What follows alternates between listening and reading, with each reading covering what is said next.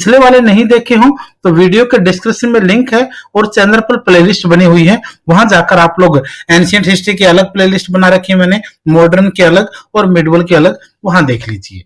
आइए शुरू करते हैं।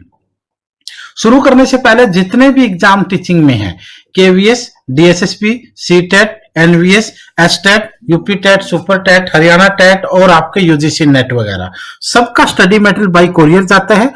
इस तरीके की बुकलेट पूरे इंडिया में आप लोगों को मिलती है।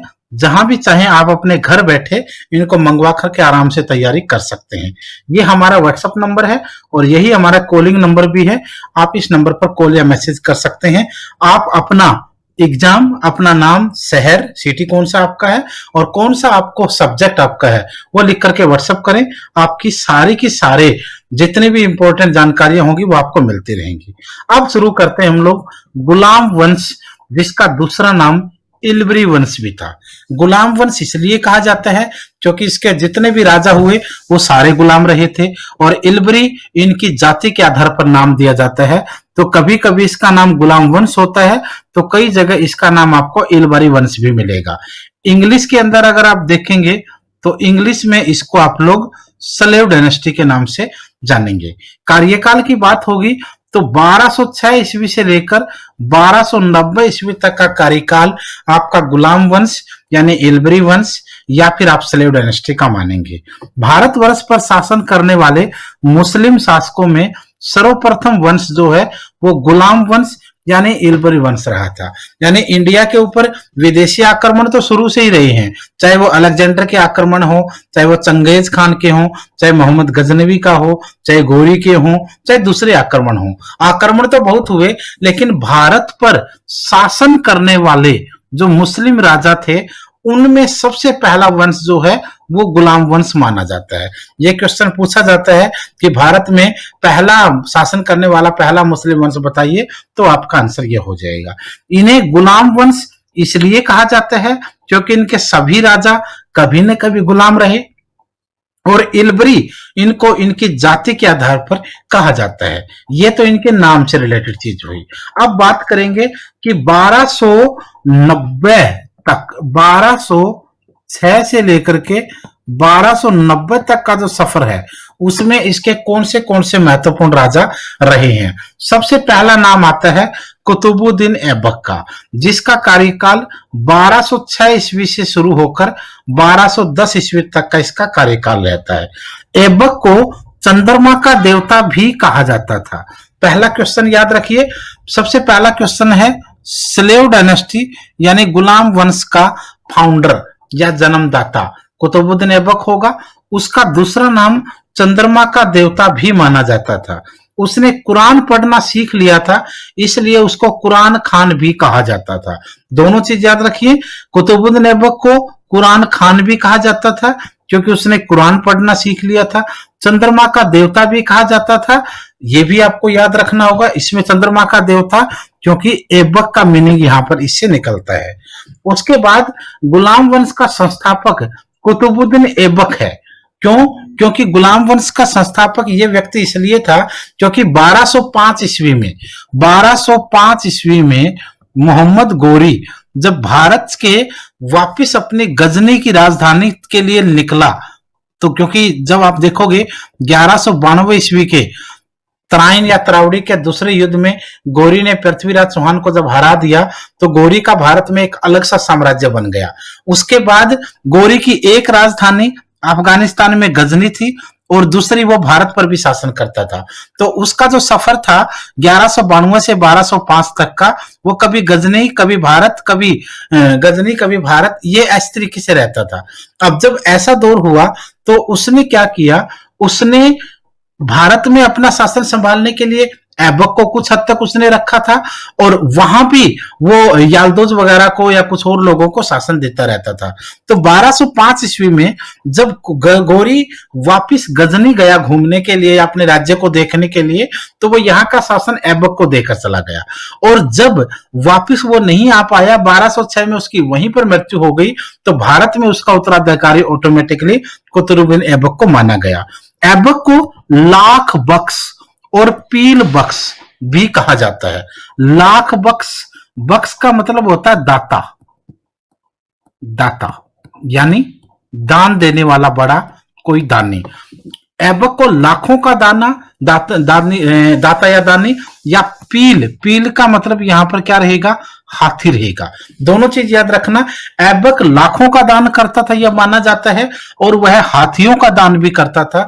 इस वजह से उसे लाख बक्स भी कहा गया है और उसको पील बक्स भी कहा गया है। ये दोनों भी, चंद्रमा का देवता उसको कहा गया, कुरान खान उसको कहा गया, लाख बक्स उसको कहा गया, पील बक्स उसको कहा गया, गुलाम वंश का संस्थापक उसको माना गया। ये काफी सारे क्वेश्चन हैं जो ऐबक से रहेंगे। ऐबक ने कुव्वत उल इस्लाम, ये भारत की पहली मस्जिद है भाई। ऐबक ने कुव्वत उल इस्लाम के नाम से दिल्ली में भारत की पहली मस्जिद बनवाई थी। भारत में पहली मस्जिद किसने बनवाई, ऐबक ने। किस नाम से बनवाई, कुव्वत उल इस्लाम। कहां पर बनवाई, दिल्ली में बनवाई। ये क्वेश्चन भी आपके लिए जरूर रहेगा। उसके बाद ऐबक ने बख्तियार काकी, बहुत बड़ा नाम है ये, बख्तियार काकी और सलीम चिश्ती, ये दोनों के दोनों गोरी के साथ भारत आए थे। और जब गोरी का साम्राज्य भारत में चलता रहा तो इन लोगों को भी भारत में कोई नहीं रोक सकता था। ऐबक ने बख्तियार काकी के नाम पर दिल्ली में कुतुब मीनार की नींव रखवाई, और अजमेर में 2.5 दिन का झोपड़ा भी बख्तियार काकी के नाम से तो नहीं था, लेकिन ऐबक ने उसको भी बनवाया था। उसके पीछे एक अलग स्टोरी है। सबसे पहले याद रखना, ऐबक ने बख्तियार काकी के नाम से, कुतुब मीनार किसके नाम से बनाया गया है, बख्तियार काकी के नाम से। लेकिन ऐबक ने कुतुब मीनार की सिर्फ नींव रखवाई थी, निर्माण कार्य शुरू करवाया था, पूरा करवाने वाला आगे इल्तुतमिश आएगा। अजमेर में 2.5 दिन का झोपड़ा बनवाने का अगर नाम आता है तो वो भी आपका ऐबक के नाम ही यहां पर रहेगा। उसके बाद ऐबक ने अपनी राजधानी को लाहौर बनवाया। ध्यान रहे, स्लेव डायनेस्टी की भारत में पहली राजधानी लाहौर थी, जिसको ऐबक ने लाहौर में एक प्रकार से स्थापित किया था। मृत्यु के ऊपर कई बार क्वेश्चन आते हैं।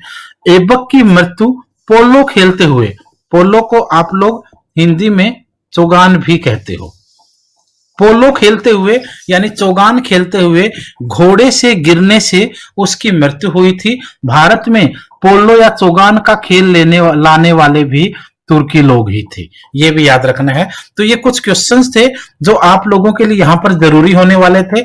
इसमें तमाम वो चीजें मैंने डिस्कस की हैं जो आप लोगों के एग्जाम के लिए हो सकती हैं, चाहे इसका कार्यकाल हो, चाहे इसको चंद्रमा का देवता कहा गया हो, कुरान खान इसको कहा गया हो, संस्थापक के रूप में इसको माना गया, लाख बक्स और पील बक्स इसको कहा गया, कुव्वत उल इस्लाम के नाम से दिल्ली में इसने पहली मस्जिद बनवाई, बख्तियार काकी के नाम से कुतुब मीनार की नींव रखी, अजमेर में 2.5 दिन का झोपड़ा बनवाया, और राजधानी ये लाहौर में इसने स्थापित की, और मृत्यु इसकी पोलो खेलते हुए 1210 ईस्वी में अपने महल के अंदर ही इसकी घोड़े से गिरने से इसकी मृत्यु हो गई। अब बात करेंगे आराम शाह की। 1210 में ही राजा बना, चंद दिनों का शासन रहा इसका। इसके लिए आपको बहुत ज्यादा मेहनत नहीं करनी है, इसको आप स्किप भी कर सकते थे, लेकिन मुझे लगा कि चलो मैं बता देता हूं। आराम शाह एक कमजोर और बेकार शासक था, और दिल्ली के लोगों को वह कभी भी स्वीकार हुआ ही नहीं। तो इसके कार्यकाल के अंदर कोई ऐसा काम नहीं हुआ। इस समय इल्तुतमिश, जो उस समय बदायूं का राज्यपाल था, उसने आराम शाह को हराया और उसकी जगह वो सिंहासन पर बैठ गया।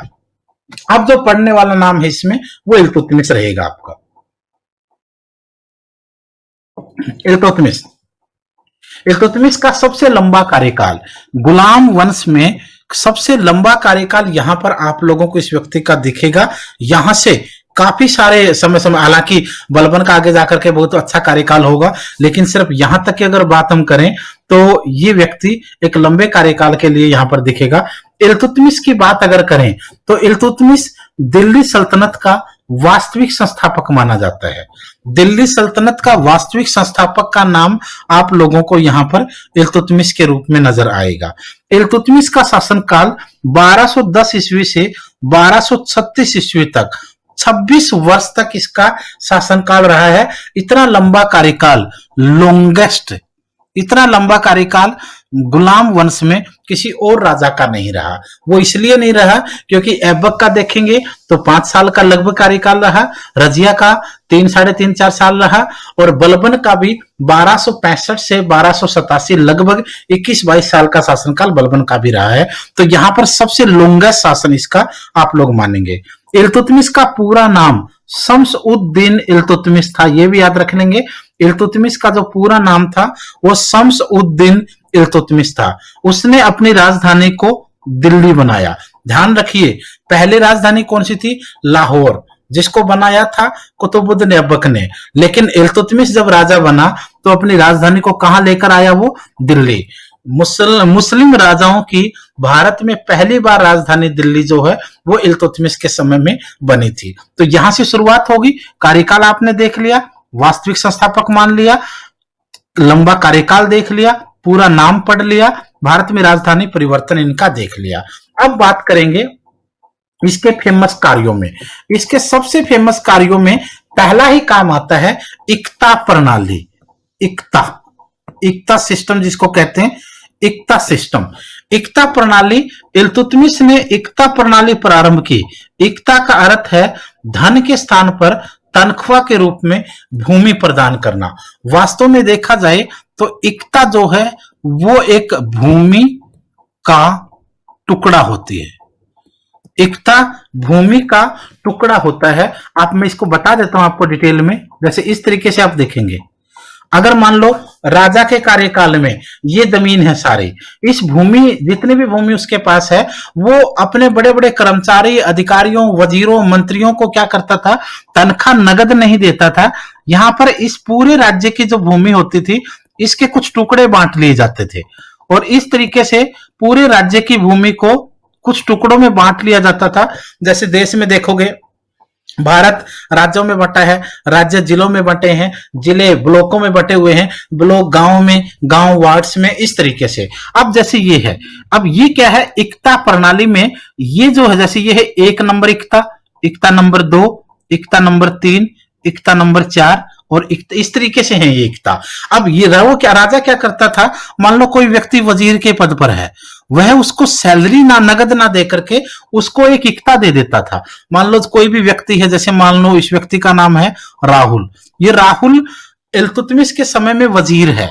वजीर के पद पर रहते हुए जो काम करेगा उसके बदले में क्या मिल गया? राजा को इक्ता नंबर 1 दे दिया वजीर को राजा ने। अब इस इक्ता में क्या करेगा? इस इक्ता में उसके 2 काम होंगे, काम नंबर 1 और काम नंबर 2। पहला काम क्या होगा? Law and order. राज्य में इस इक्ता में लॉ एंड ऑर्डर को मेंटेन करना किसका काम है? इस व्यक्ति का है, जिसको ये इक्ता मिल गया। दूसरा काम टैक्स कलेक्शन, कर इकट्ठा करना। ये 2 काम हो गए। यानी इल्तुतमिश ने इस वजीर को वजीर होने की वजह से तनख्वाह ना देकर इसको इक्ता दे दिया। इसने इक्ता तो ले लिया, लेकिन वजीर के काम के साथ साथ 2 काम और मिल गए। एक अपने इक्ता के अंदर लॉ एंड ऑर्डर, और दूसरा टैक्स कलेक्शन। और राजा के पास सबसे इंपॉर्टेंट यही थे। उसको ऐसे लोग चाहिए जो विश्वसनीय हों और लॉ एंड ऑर्डर को मेंटेन करें। अगर हर इक्ता में कानून व्यवस्था होगी तो राजा को कोई दिक्कत नहीं है। हर इक्ता से अगर टैक्स हटा रहेगा तो भी राजा को कोई दिक्कत नहीं है। यानी जो व्यक्ति विश्वसनीय चाहिए था उसको उसने वजीर भी बना दिया, उससे वो लॉ एंड ऑर्डर मेंटेन भी करवाता रहा और उससे टैक्स भी लेता रहा। ये एक सबसे जबरदस्त नीति जो है वो इल्तुतमिश ने अपनाई थी, जो काफी ज्यादा कामयाब रही। यानी इक्ता का मतलब भूमि का टुकड़ा है। जिस व्यक्ति को ये इक्ता मिला उसको क्या कहा गया? उसको इक्तेदार कहा गया, और इस पूरी प्रणाली को इक्तेदारी व्यवस्था कहा गया। ये आप लोगों को यहां समझना है। एक तो ये इसके समय में सबसे इंपॉर्टेंट था। दूसरा जो काम इसके समय में सबसे बेस्ट माना गया वो माना गया तुर्कान ए चहलगानी, जिसको आप लोग चालीसा भी बोलते हैं। तुर्कान ए चहलगानी, जिसको आप लोग चालीसा भी कहते हैं। इल्तुतमिश ने 40 अमीर सरदारों का एक दल बनाया था। तुर्कान ए चहलगानी का मुख्य कार्य राजा और अमीरों के बीच में बिचौलिए का काम, याद रखिएगा, बिचौलिए का काम करना था, ताकि राजा के खिलाफ अमीरों और साहूकारों के विद्रोह को दबाया जा सके। अब देखिए, इसमें मान लो ऊपर है राजा, नीचे है जनता, बीच में क्या होते थे? कुछ साहूकार, जमींदार और अमीर लोग हुआ करते थे। ये क्या करते थे, जितने भी अमीर साहूकार जमींदार लोग थे ये व्यापार करते थे अलग अलग राज्यों तक। और ये लोग क्या चाहते थे, ये लोग चाहते थे कि राजा सारी इनकी सुने। अब राजा अगर इनकी सुने तो फिर वो कठपुतली हो गया, अगर वो नहीं सुनता था तो ये लोग राजा के खिलाफ विद्रोह कर देते थे, दूसरे राजाओं को बुला लेते थे आक्रमण करने के लिए, अपने राज्य की कमजोरी दूसरे शासकों को बताते थे, घर का भेदी लंका डाय वाली बात करते थे। और अगर इनकी सुन लेता था राजा तो फिर ये किसी को शासन करने नहीं देते थे। तो इसलिए जितने भी राज्यों में विद्रोह होते थे वो सारे अमीरों साहूकारों जमींदारों के द्वारा ही करवाए जाते थे। उस समय ये सबसे बड़ी बात थी, वहां पर कोई जरूरत ही नहीं थी किसी और की दुश्मनी की, यही लोग सब कुछ कर लेते थे।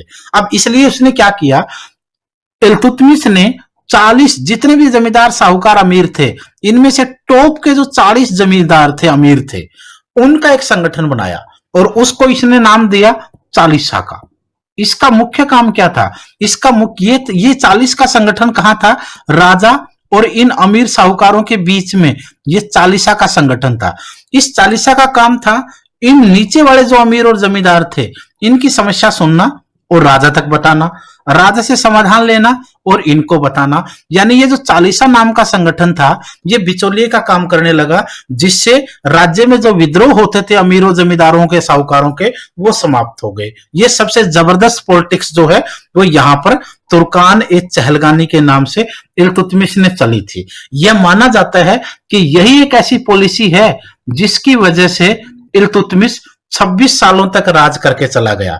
अगर यह नीति नहीं होती तो शायद इल्तुतमिश इतना लंबा राज्य कर नहीं सकता। और यही वजह है कि इस नीति को जब अवॉइड करना शुरू किया रजिया बेगम ने, तो इतनी इंटेलिजेंट होने के बाद भी 3-3.5-4 साल में उसका कार्यकाल ध्वस्त हो गया, उसका साम्राज्य ढह गया। तो ये पॉलिसी काफी बेस्ट मानी जाती है इस व्यक्ति की।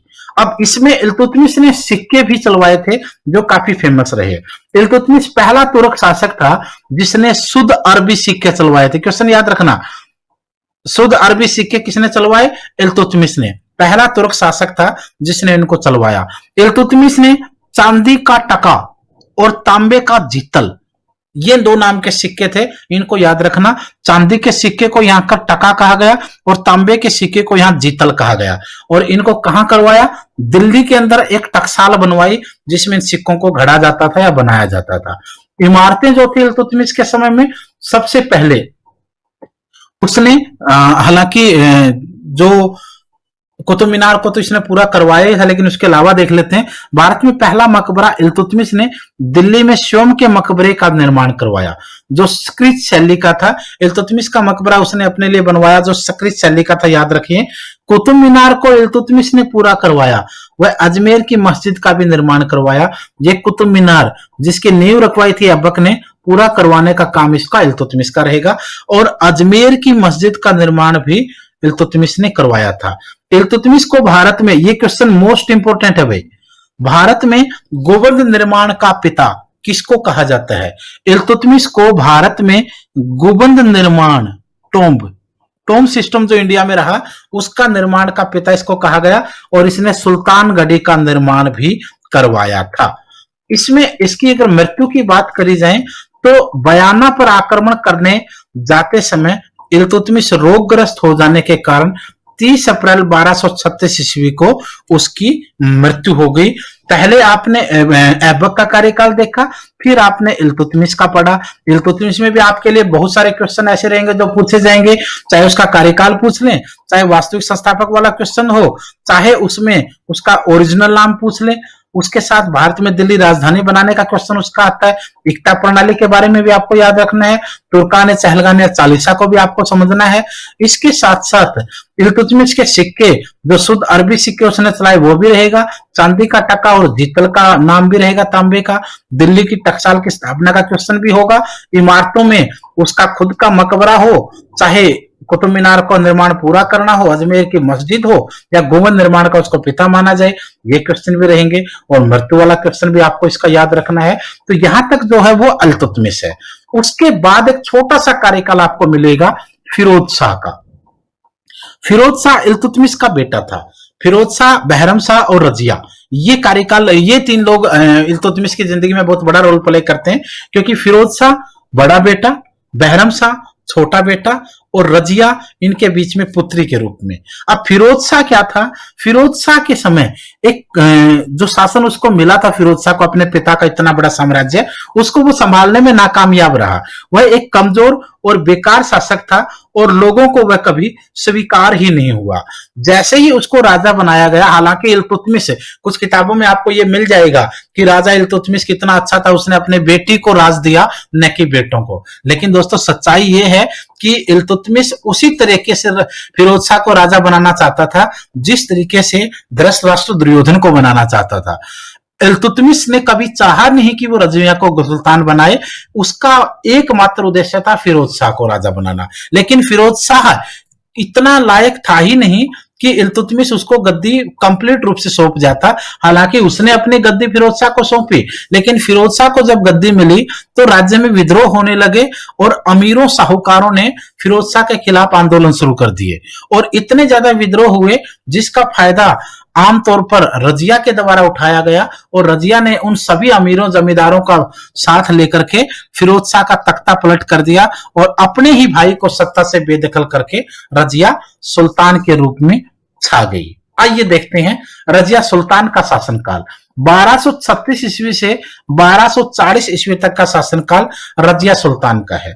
रजिया इल्तुतमिश की पुत्री थी और अपने भाई फिरोज शाह के बाद वह राजगद्दी पर बैठी थी। नाम याद रखिएगा, एक फिरोज शाह नाम याद रखना है, एक बहरम शाह नाम याद रखना है, एक अल्तुनिय नाम याद रखना है और एक नाम याद रखना आपको जमालुद्दीन याकरित। ये नाम आपके लिए मोस्ट इंपोर्टेंट। इल्तुतमिश रजिया का पिता था, बहरम शाह रजिया का भाई था, उसके साथ साथ जो फिरोज शाह था वो भी रजिया का भाई था और अल्तुनिय भटिंडा का गवर्नर और याकरित रजिया का सेनापति। अब आइए शुरू करते हैं इस चैप्टर को। रजिया जो है वो दिल्ली की पहली और आखिरी मुस्लिम महिला सुल्तान थी। दिल्ली की गद्दी पर बैठने वाली पहली और आखिरी मुस्लिम महिला सुल्तान थी रजिया। फिरोज शाह की गद्दी पर हटाया उसको और अपनी गद्दी पर बैठी। इल्तुतमिश की बेटी थी, दिल्ली की पहली और आखिरी मुस्लिम महिला सुल्तान थी। अब उसके कामों को देखते हैं। ये कहा जाता है कि रजिया के काम बहुत अद्भुत थे। रजिया सुल्तान ने पर्दा प्रथा का विरोध किया। काम नंबर 1 जिसके कारण वो फेमस हुई, उसने महिलाओं में पर्दा प्रथा का विरोध का बिगुल बजाया। दूसरा काम, पुरुषों की पोशाक पहनना शुरू किया। महिला सशक्तिकरण, जिसको आप लोग वुमेन एम्पावरमेंट बोलते हो, उसकी पहली महिला भारत के अंदर दिखी आप लोगों को, जिसने पुरुषों की पोशाक, वो काम उसने उस समय किए जो आज हमारे समाज में काफी फेमस है। तीसरा काम था, रजिया सुल्तान हाथी और घोड़ों की सवारी करके राज्य का दौरा उसने शुरू कर दिया। आमतौर पर उस समय महिलाओं को पर्दे में रहना होता था, पुरुषों की पोशाक पहनने के बारे में सोच ही नहीं सकती थी और हाथी और घोड़े की सवारी महिलाओं को मना थी। तीनों वो काम किए जो महिलाओं के अगेंस्ट माने जाते थे। यहां से रजिया सुल्तान की जो प्रतिभा थी और उसकी जो ख्याति थी, जो पॉपुलैरिटी थी, वो जबरदस्त तरीके से बढ़ने लगी। रजिया के पतन के जो कारण आप देखेंगे तो काफी सारे कारण माने जाते हैं। इतिहासकार तो ये भी बोलते हैं कि उसका नारी होना उसके पतन का कारण था। बिल्कुल हो सकता है, क्योंकि एक ऐसे समय में वो महिला के रूप में गद्दी पर बैठी जब महिला को राजा का पद तो छोड़िए, महिला को चार दीवारी से बाहर निकलना भी पॉसिबल उस समय के मुस्लिम साम्राज्य में नहीं था। अब ऐसी स्थिति में आप देखोगे तो ये भी एक रीजन माना जाता है। लेकिन अगर सच्चाई आप ध्यान से देखेंगे तो उसके पीछे मैं एक्चुअली आपको बताता हूं रजिया ने क्या किया। रजिया के समय में सबसे बड़ी जो कमी रजिया की रही वो रही चालीसा। चालीसा नाम का जो संगठन है वो इसकी कमजोरी रही, क्योंकि रजिया ने चालीसा नाम के संगठन जो इसके पिता ने बनाया था उस संगठन को इसने इग्नोर करना शुरू कर दिया। क्योंकि इल्तुतमिश के समय में चालीसा संगठन था जो राज्य के अमीरों को खुश रखता था। अब उसकी वजह से कोई विद्रोह नहीं होता था। रजिया ने क्या करा, इस संगठन को इग्नोर करना शुरू कर दिया, जिसकी वजह से इस संगठन के जमींदार भी नाराज हुए, अमीर और साहूकार, और राज्य के बाकी अमीर और साहूकारों का समझौता, कोई सॉल्यूशन नहीं हुआ समस्या का, तो वो भी इसके खिलाफ हो गए, जिसकी वजह से राज्य में बड़े स्तर पर विद्रोह होने लगे। दूसरी चीज एक और देखेंगे, रजिया ने अपना जो सेनापति बनाया वो था याकृत। कुछ किताबों में इसको याकूत भी लिखते हैं। याकृत, जमालुद्दीन याकृत इसका पूरा नाम था। कुछ नाटकों में, सीरियलों में, फिल्मों में देखोगे तो कुछ भी नाम डाल देते हैं, लेकिन एक्चुअल जो नाम था वो था जमालुद्दीन याकृत। इसने रजिया ने अपना क्या बना दिया, इसको रजिया ने अपना सेनापति बना दिया। पहले क्या होता था, राजा तक चालीसा के सरदार पहुंच जाते थे, लेकिन जब ये सेनापति बना तो इस व्यक्ति ने चालीसा के बीच में और राजा के बीच में कनेक्शन को डिस्कनेक्ट कर दिया।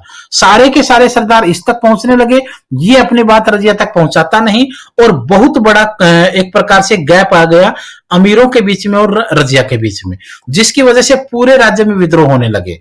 रजिया के खिलाफ किसी भी एरिया में विद्रोह होता, रजिया और याकृत अपनी सेना को लेकर वहां जाते, वहां पर युद्ध करते, वहां की जनता को, सेनाओं को, विद्रोहियों को मारते और वापस आ जाते।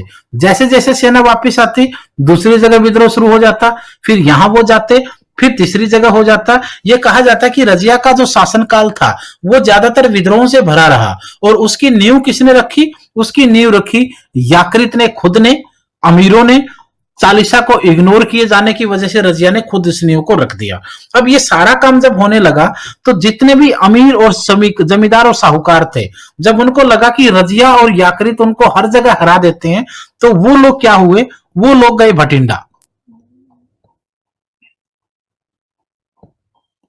भटिंडा भटिंडा का उस समय जो गवर्नर था उसका नाम था अल्तुनिय।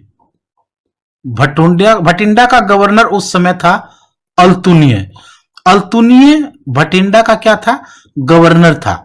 जितने भी जमींदार और साहूकार थे वो सारे के सारे लोग मिलकर के अल्तुनिय के पास गए और उन्होंने कहा कि हम आपको समर्थन देते हैं, आप अपने आप को राजा डिक्लेयर कर दो, रजिया से अगर युद्ध होगा तो हम आपके साथ हैं, रजिया को मार डालेंगे और आपको हम राजा की गद्दी पर बैठा देंगे।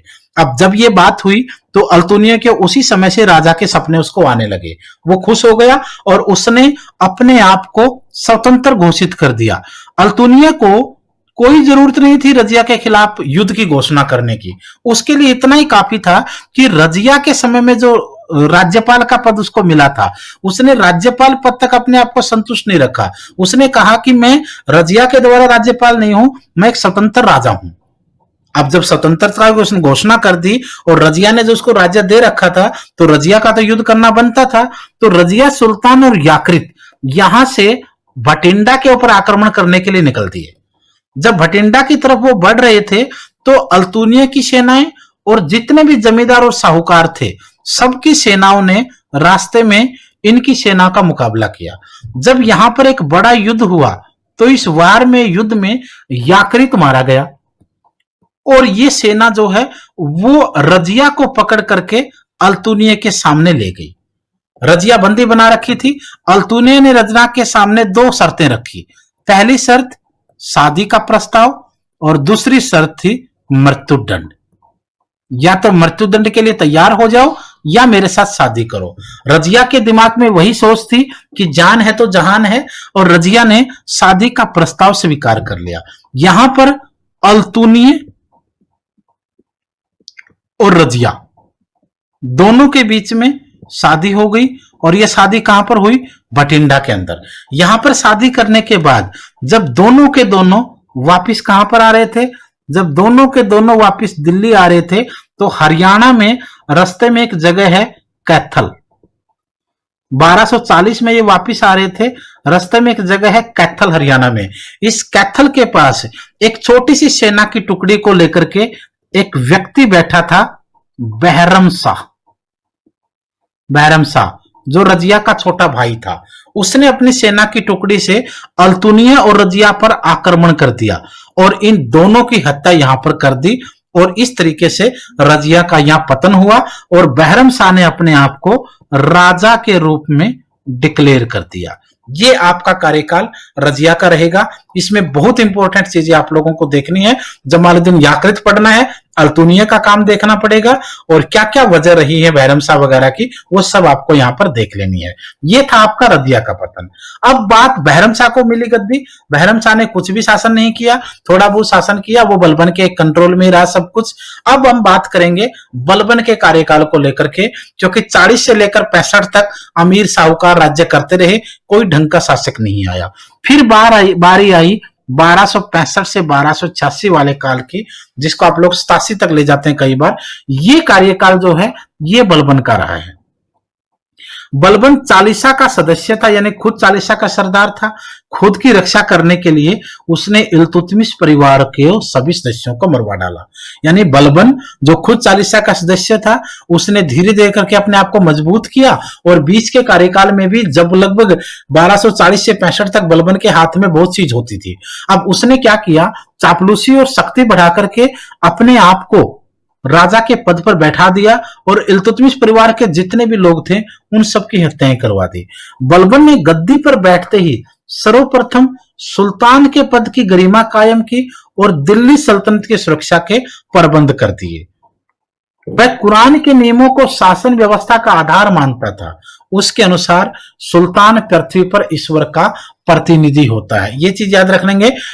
बलबन ने अपने आप को पृथ्वी पर भगवान का प्रतिनिधि, जिसको आप लोग कहते हैं एजेंट ऑफ गॉड, उसने अपने आप को भगवान का एजेंट धरती पर बुलाना शुरू कर दिया। बलबन ने सुल्तान के प्रतिष्ठा को स्थापित करने के लिए लोह और रक्त की नीति, आयरन एंड ब्लड की पॉलिसी, ये बहुत इंपॉर्टेंट रहेगा आपके लिए। लोह और रक्त की नीति ये आपकी सबसे इंपॉर्टेंट है। यह नीति उसने यहां पर लागू करी। उसने सिजदा और पैबोस जैसी व्यवस्थाएं भी लागू कर ली। यह एक विशेष प्रकार का सलाम होता है। इसमें आप देखोगे एक विशेष प्रकार का नमस्कार होता है, जिसमें घुटने कोहनियां दोनों जमीन पर होती है, मस्तक जमीन पर होता है। एक प्रकार से इसको आप लोग दंडवत प्रणाम की तरह भी मानते हैं। बलबन के दरबार में नौरोज त्योहार बहुत ज्यादा धूमधाम से मनाया जाता था। सिजदा, पैबोस और नौरोज, रक्त और लोह की नीति, ये सारे की सारी बलबन को इनका क्रेडिट जाता है, और भगवान को के रूप में धरती पर भगवान का एजेंट अपने आप को बनवाया। बलबन ने अपने चचेरे भाई शेर खान को जहर देकर मरवा डाला था 1285 ईस्वी में। यहां पतन होगा इसका। 1285 ईस्वी में मंगोलों ने तैमूर खां के नेतृत्व में मुल्तान पर आक्रमण किया, जिसमें बलबन का पुत्र मोहम्मद मंगोलों से लड़ता हुआ मारा गया। अपने पुत्र की मृत्यु का बलबन को बहुत गहरा सदमा लगा, और शीघ्र ही 1 वर्ष के अंदर ही बलबन की मृत्यु हो जाती है। ये भी आपको देखना है। फिर लास्ट में क्वेश्चन आता है आपका कैकुबाद का। कैकुबाद 1287 से लेकर के 1290 तक, कुछ मामलों में तो कर्मिवंश को अगर छोड़ दें तो कुछ मामलों में कैकुबाद को गुलाम वंश का आखिरी शक्तिशाली शासक के रूप में देखा जाता है। बलबन की मृत्यु के बाद अमीरों ने कैकुबाद, जो उस समय 17 वर्ष का ही था, उसको सुल्तान मनोनीत कर दिया। धीरे धीरे करके अपने शासन को वह कमजोर करता ही चला गया। उसके पास बहुत ज्यादा शक्तियां नहीं रही। तो इस तरीके से आपने 1206 ईस्वी से लेकर के 1290 ईस्वी तक का पूरा गुलाम वंश, इसको स्लेव डायनेस्टी बोलते हैं, ये आपने देखा। वीडियो में बहुत चीजें मैंने डिस्कस करने की कोशिश की है ताकि कोई चीज आपसे छूट ना जाए। अगली क्लास में आप लोगों के लिए जितना भी आपका पूरी स्टोरी होगी, गुल खिले तो सांस लो मुगलो, ये पूरे का पूरा, चाहे गुलाम हो, चाहे खिलजी हो, चाहे तुगलक वंश हो, चाहे सैयद हो, चाहे लोधी हो, चाहे गुलाम हो, उसके बाद मराठे, सिख, सब कुछ आपके लिए इस सीरीज में आने वाला है। तो आप लोग अगली वीडियो में हम लोग नेक्स्ट चैप्टर पढ़ेंगे। चैनल को सब्सक्राइब जरूर करते रहिए ताकि आप लोगों को सारी इंपॉर्टेंट जानकारी यहाँ पर मिलती